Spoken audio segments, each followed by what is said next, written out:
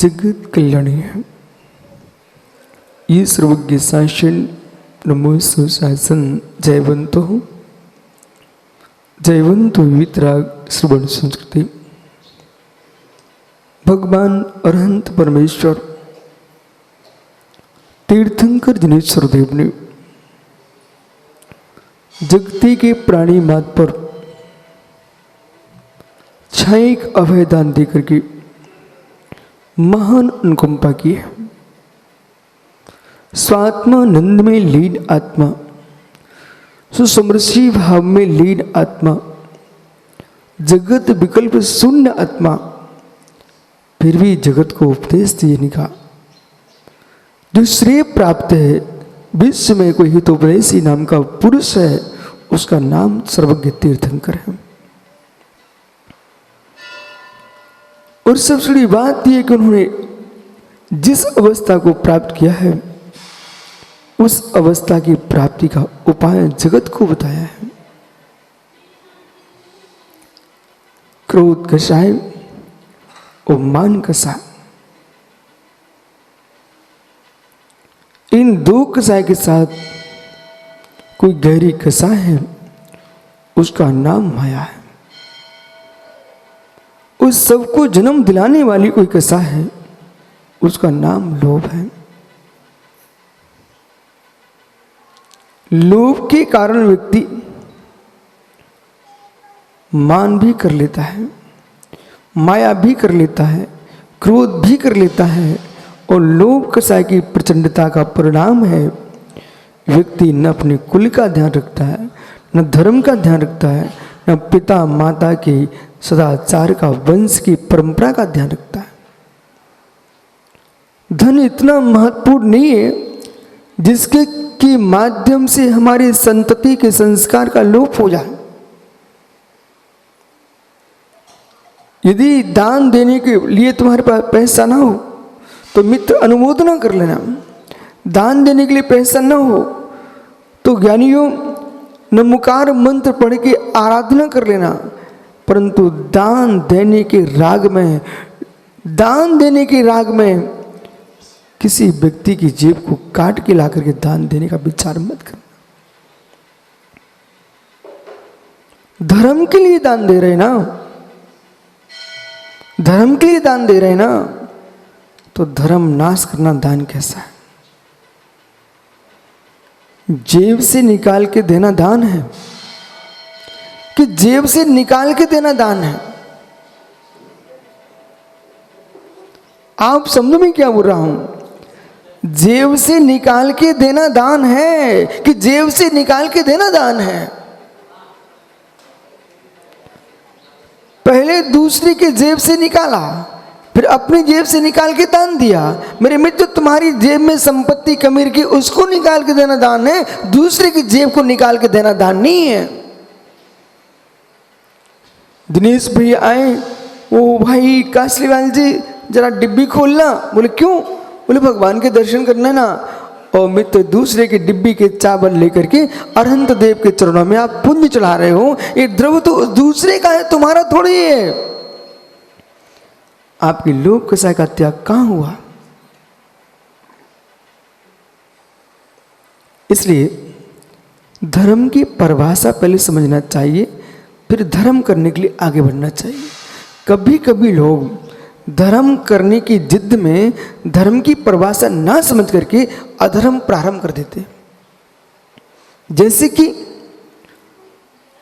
पंडित झांझरी ने आपको समझाया, जो पुरुष भगवान तीर्थंकर के पाद मूल में फल चढ़ाता है उसको मोक्ष फल मिलता है। पंडित ने तो सही समझाया आपको, और वो समझ गया, शिवम शनि समझ गया। बोले गुरु जी, पंडित जी ने कहा है जो फल चढ़ाता है ना उसको मोक्ष फल मिलता है। अब तो मुझे तपस्या की आवश्यकता ही नहीं, मैं तो फल चढ़ा के मोक्ष जाऊंगा। लेकिन फल चढ़ाने के लिए क्या करना पड़ा उसको मालूम? थाली में 4 बादाम थे, चढ़ाने वाले भी 5 थे। 4 बादाम थे, चढ़ाने वाले भी 5 थे, और 5 में वो भी था, एक शिवम भी था। शनि जैसे फल चढ़ाने का नंबर आया धीरे से कहता है चढ़ाओ चढ़ाओ सब लोग चढ़ाओ, और उसने तुरंत हाथ डाला, एक बादाम को चावल में छुपाया और धीरे से निकाल के चढ़ा दिया भगवान को। बोले प्रभु हमको तो मोज फल चाहिए। अहो मुमुक्षु, 3 लोग के श्री पाद मूल में 3 लोग के नाथ के पास में बैठ करके तुमने बेटा मायाचारी करके वो बादाम उठा के चढ़ा भी दिया। मायाचारी से मोक्ष मिलता तो तुम खुद चढ़ाना। मेरे मित्र मुनिराज तो बादाम भी नहीं चढ़ाते, सेपल भी नहीं चढ़ाते, कुछ भी नहीं चढ़ाते, तब भी मोक्ष जाते हैं। मेरे मित्र बादाम से मोक्ष नहीं मिलता है, परिणामों की निर्मलता से मोक्ष मिलता है। स्वयं के घर का द्रव्य है, मायाचारी शून्य है, लोभ कसाय का परित्याग है, ऐसा द्रव्य चढ़ाना चाहिए। संसार में सबसे खोटी वस्तु है तो मान कसा है। व्यक्ति भावों को विशुद्ध क्यों नहीं कर पा रहा है? आगम खुले रखे हुए हैं, गुरु विराजमान है, फिर भी मेरे मित्र प्रायश्चित नहीं हो पा रहा है। क्यों? क्योंकि मान कसा है। आज मेरा गुरु का हाथ मेरे ऊपर है, उनको मालूम चल गया कि ऐसा पाप इसने किया है, तो हो सकता गुरु फिर मुझे अच्छी दृष्टि से ना देख पाए, इसलिए आलोचना नहीं करना है। मित्र, आपको बोध होना चाहिए, यदि जीवन में पंडित साहब का ही स्वास्थ्य बिगड़ जाए तो वैद्य से कभी छुपाना मत। वैद्य से छुपाएंगे, वो पूछा क्यों, आपको ऐसा होता है क्या? बोले कुछ नहीं तो ठीक, वो अपने घर चला जाएगा, आप मर जाना समय के पहले, तड़पते तड़पते बीमारी में मर जाना। वैद्य से अपनी बीमारी नहीं छुपाना, गुरु से अपने दोष मत छुपाना। वैद्य से बीमारी छुपा लिए तो प्राण चले जाएंगे, और गुरु से दोष छिपा लिए तो मेरे मित्र को मरण हो जाएगा। जीवित रहना चाहते हैं तो वैद्य के लिए अपने रोग बता दीजिए, और जन्म मरण से का क्षय करना चाहते हो तो गुरु को अपने दोष बता दीजिए। आलोचना, प्रायश्चित का पहला भेद है आलोचना। आलोचना, यदि नेत्र में राजीव, नेत्र में जरा सा कंकड़ चला गया, वो नहीं निकाला, यानी विश्वास रखना, दृष्टि में दोष आ जाएगा। दृष्टि में दोष आ जाएगा। नेत्र में कोई भी तृण गया है, कंकड़ गया है, उसको शीघ्र निकाल देना चाहिए, अन्यथा नेत्रों में दिखना बंद हो जाएगा। ऐसे ज्ञानी निज के अंदर किंच भी दोष का कण आया है उसे तुरंत निकाल देना चाहिए, अन्यथा भेद विज्ञान की आंख में दोष आ जाएगा। और जैसे कंकड़ के आने से आंख फूटती है और दोषों को छिपाने से विशुद्धि का नाश होता है। अपने आप से मिल लो, मेरे से मत मिलो। किंचित भी कहीं अपराध हुआ हो उसे छिपा के रखे हो, जब जो उसकी याद आएगी तब तब दृष्टि नीचे हो जाएगी।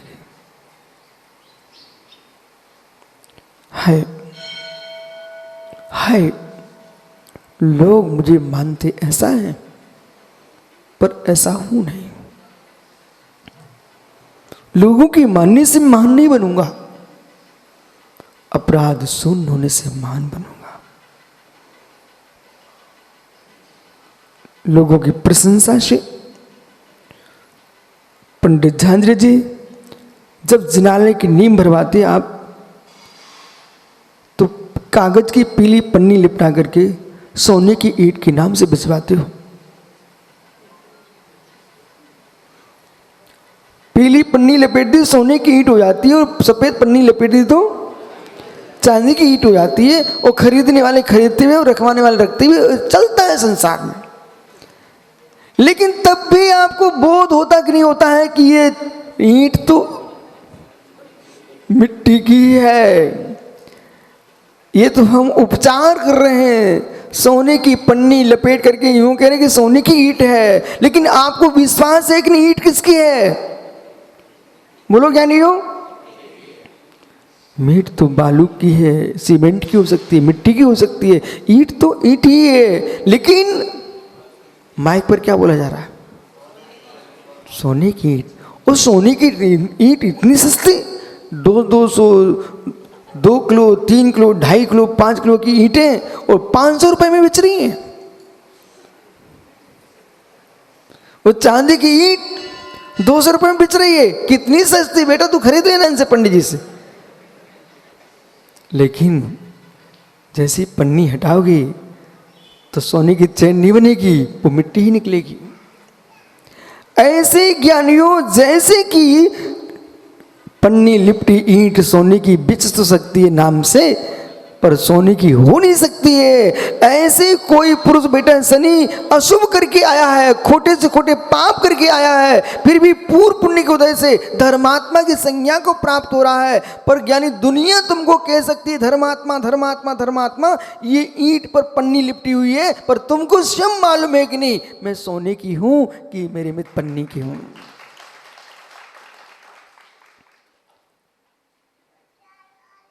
पर की प्रशंसा से गुणवान नहीं हो सकते हो। इस भ्रम को निकाल दो। बहुत सारे लोग यानी इस बात पर प्रसन्न हो जाते, ओ उन्होंने तो मुझे ऐसा बोल दिया है। बोल तो दिया है, कई जगह में तो खच्चर को भी घोड़ा बोल दिया जाता है, कई जगह खच्चर को भी घोड़ा बोल दिया जाता है। और जिसके पास घोड़े की संभावना ही नहीं है और आवश्यकता पड़नी घोड़े की, तो गधे को भी घोड़े के रूप में देख लेता है। यदि खच्चर गधा घोड़ा हो जाए, ऐसा संभव नहीं है। इसी प्रकार से मित्र, आप ये मत देखो पर की प्रशंसा से मैं प्रशंसनीय हो जाऊंगा।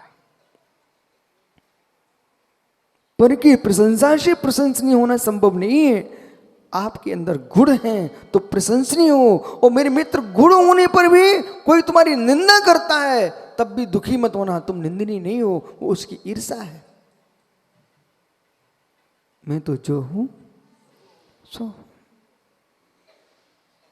मैं तो जो हूं सो। दूध को पयस कहा जाता है तो पानी को भी पयस कहा जाता है, अमृत को पयस कहा जाता है।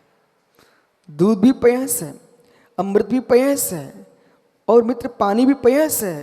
लेकिन ध्यान रखना, दूध स्थानीय स्वाद दूध में होगा, पानी स्थानीय स्वाद पानी में होगा, अमृत स्थानीय स्वाद अमृत में होगा।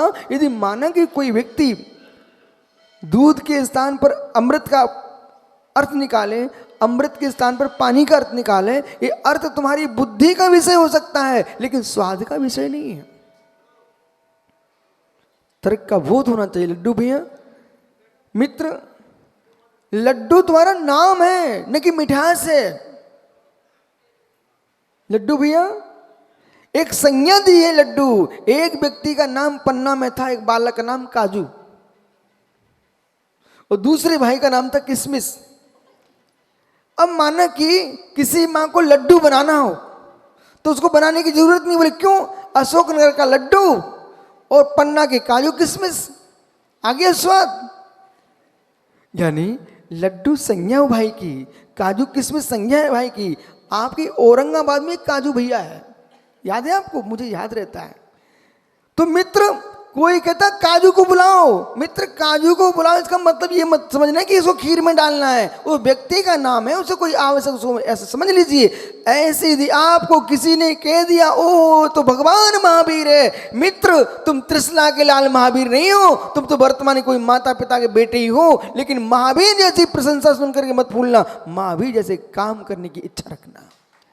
48 जिन प्रतिमाओं का उल्लेख नहीं लिखा भगवती आराधना में कि 48 मूर्तियां होना चाहिए, ये लिखा है कि एक संलेखना काल में 48 मुनि महाराज होना चाहिए। एक प्रतिमा से भी काम चल जाएगा, लेकिन मुनिराज 48 होना चाहिए। उसमें प्रधान निर्याप का आचार। बोले क्यों? आलोचना बे ही सुनेंगे, प्रायश्चित बे ही देंगे। इसलिए ज्ञानियों, जो सुन रहे हो, ये मन में भाव बना के जीना, आज से ही मेरे द्वारा कोई अपराध हो ना, अपराध कदाचित हो भी गया हो और अपराध छुपाने की भावना जन्म ना ले पाए। और जिसके भीतर अपराध छुपाने की भावना जन्म ले चुकी है, वे जीव कभी विशुद्धि स्थान को प्राप्त नहीं कर पाएंगे। 3 काल में उनकी समाधि नहीं हो पाएगी। 3 काल में तीर्थंकर के पादमूल में भी बैठे होंगे तब भी समाधि नहीं हो पाएगी, क्योंकि स्थान समाधि नहीं देता है, गुरुस्थान समाधि देता है। स्थान समाधि नहीं देता है। आप ये भ्रम को निकाल देना। ये देश के बहुत सारे साधु संतों के, श्रावकों के मस्तक में कीड़ा प्रवेश कर गया है कि सम्मेद शिखर में जाएंगे तो समाधि हो जाएगी। सम्मेद शिखर में जाने से समाधि नहीं होगी। सम्मेद शिखर में आकर के विशुद्धि के शिखर पर होगे तो शिखर जी में समाधि होगी। क्या शिखर जी में कोई गिलहरी नहीं मरती? क्या शिखर जी में कोई श्वान नहीं मरता? क्या शिखर जी मेरे में तो कोई बंदर भालू नहीं मरते? तो इन सबकी समाधि हो रही ना, सबकी समाधि हो रही ना। हमको क्षेत्र की महिमा नहीं गिनाना है, क्षेत्र की महिमा तो गाना है, लेकिन इस बात का ध्यान रखना है, सम्मेद शिखर तीर्थ उन्हें ही तेरा पाएगा जिनके प्रणाम पवित्र हैं। ये तीर्थ किसे कहते हैं? जो तेरा है उसका नाम तीर्थ है। लेकिन प्रश्न ये है, किसको तेरा है? कांसल जी, वो अपने अशोकनगर से थोबंजी जाओ ना, एक नदी पड़ती है, आपको मालूम क्या? नहीं है मालूम? मालूम है ना, तो मित्र खड़े हो जाओ फिर। कि कांसल जी को नदी मालूम है। भैया, जब नदी में पानी बहुत होता, बाढ़ आती है और नदी पार करना है, तो बहुत सारे युवा मटके को लेके भी पार कर लेते हैं। मालूम है आपको ये बात? तो कुछ लोग सूखे तुमड़ी को लेकर भी पार कर लेते हैं। मालूम ना आपको? यानी इतना ही नहीं, वाहन के ट्यूब को लेकर के भी पार कर लेते हैं। मालूम है आपको सब बातें? पर मित्र, प्रश्न मेरा ये है, कितनी सुंदर मटका हो, कितनी सुंदर ट्यूब हो, कितनी सुंदर मेरे मित्र तुमड़ी हो, लेकिन पार कैसे करा पाएगी? आपने 50-100 किलो के तो पत्थर रख लिए अपने सिर पर, ठीक है, पीठ से बांध लिए,